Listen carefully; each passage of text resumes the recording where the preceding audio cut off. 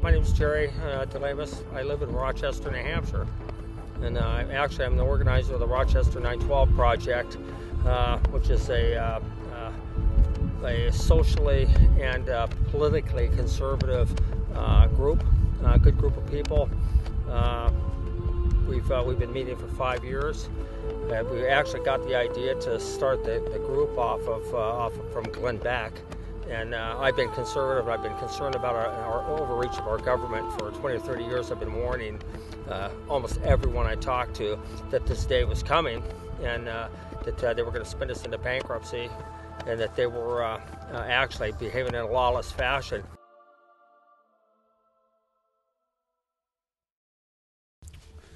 Well, I got a lot of respect for Jerry. I've never really been religious in my life at all. When I met Jerry about 1.5 years ago, I had questions regarding God, and I've never actually never talked to anybody that ever mentioned God in any form or fashion that I felt that I believed. You know what I mean? And I trust Jerry. I trust Jerry a lot, and he's led me to God in some ways. Not as much as I'm sure he'd like to have seen, but. Something's better than nothing in that aspect, and I believe more now than I ever have in my life. I truly believe that God has had his hand in this entire thing, because it's really dangerous out here right now. Yeah. I know what we're facing, and I know what they're facing, and we're all very clear on that. Just see a woman on the ground.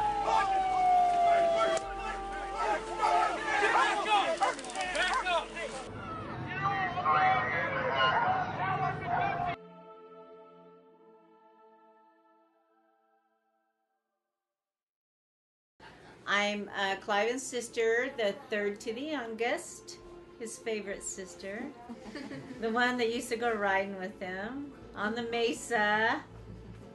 And then he made me oatmeal. I never liked oatmeal, and he made it when we got home. I was so hungry, and I actually ate it. I remember that story real well. Born and raised here on the ranch. Run these foothills, swam in the ditch, swam in the river every day of my life. Rode a big white horse named Blooch. He was the best cow horse my dad had, but then he was the best kid horse, and I was on him every day. Loved him. This is my life. We're just a bunch of patriots who've come for myself, we drove 41 hours, 2,700 miles to get here to aid the Bundy family and the plight that there has been laid upon them by our federal government. I guess my story with Clive, and it goes back like 25 years of as a family with Lynette. My father-in-law is deceased, but Clive and him were best friends. They grew up together. And I remember the day that he was in the hospital, Clive showed up. And I'm outside talking to everybody, Aunt Margaret and everybody was there. I guess Larry leaned over, and I heard out the door, "Will you raise my kids when I pass?" And I was like, "What's going on here?" Clive, and to that day, Clive has taken my wife and all of his kids and raised them as his own, which is crazy because my kids never knew their real grandparents, but they always called Clive and Carol their grandma and grandpa. That's all they know. I want to ride on tracks with Grandpa. I want to go on tracks with Grandpa. And he'd, "Come on, sis, get up in here. You take a crowd. We're going to plow some hay, or we're going to go pound some melons, or we're going to go round up some cows." This is one family that is just cohesive together. We're all bound like glue here. I mean, it's just, you've never seen a family like this at all, ever. I mean, there's more love in this family than you can find probably around all the United States. And it's just been a pleasure being in this family. Children in there and children in there, great-grandchildren probably. I imagine there's some great-grandchildren in there. I mean, there's so darn many kids running around there. It's like a nursery, and they're all lovely. It's a lovely family, and we just want to try to preserve America, and they are America. Truly, they are America, and this is what we do. I know the Bundys. I'm East Coast. I'm White Mountain man. I'm not from the desert. I like it here, but these people are true blue Americans. They settled this place, and and the whole situation's bullshit. And if we hadn't come out here, I mean, there's no doubt in my mind that they'd already be dead. What are you doing with the backhoes? That's all we want to know. What are you doing with the backhoes? That's all we want to know, dude. You know, I've told the story 100 times, but, you know, we was just at the rally, just talking and visiting, and, you know, there'd been a few BLM trucks come by and whatever, but nothing major. And then we noticed up on the mountain, these train of BLM trucks coming down. So we got, you know, spotted them, seen there was 14 to 15 vehicles, noticed that they had a dump truck and a backhoe, and all of us were just like, why would they have a dump truck, and why would they have a backhoe, and why would they need 14 vehicles to protect this? And so we all thought at that time that they were up there shooting cows and burying them. That's what we said. We need to find out what's in there, what they're doing.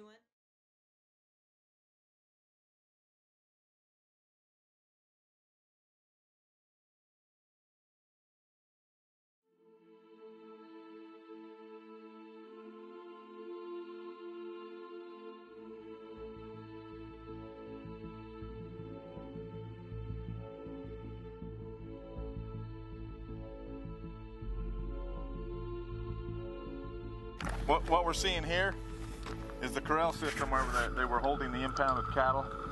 Prior to the sheriff's order of release, these were all set up, and this is where the cattle were being held.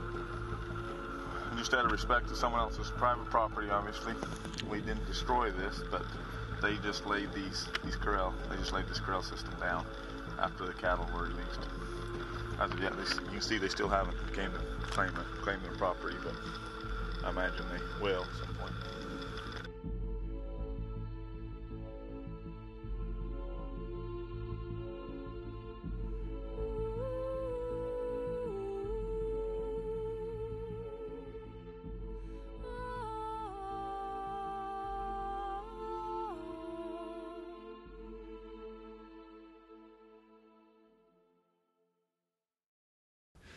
We've lost so much, and that's why it's so important to me that, you know, we don't lose any more. And I feel that, you know, if nobody came out here and made a stand, not only would these people's lives be lost and their land be stolen, but they'll be coming to my house next, and your house.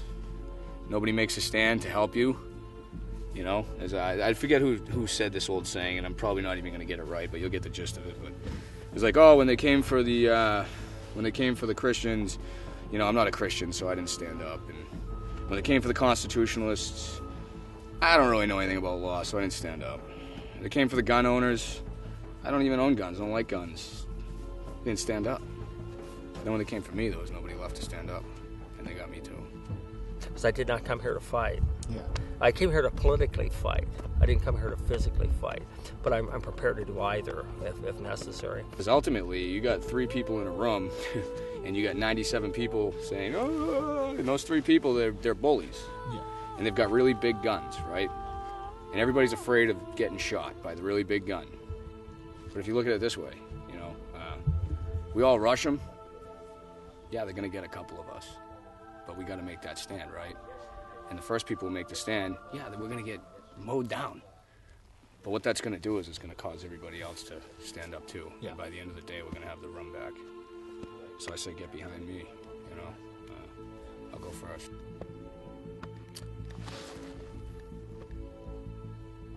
And I don't want one of these guys getting hurt. Yeah. And they got families that are doing without their husbands and their fathers.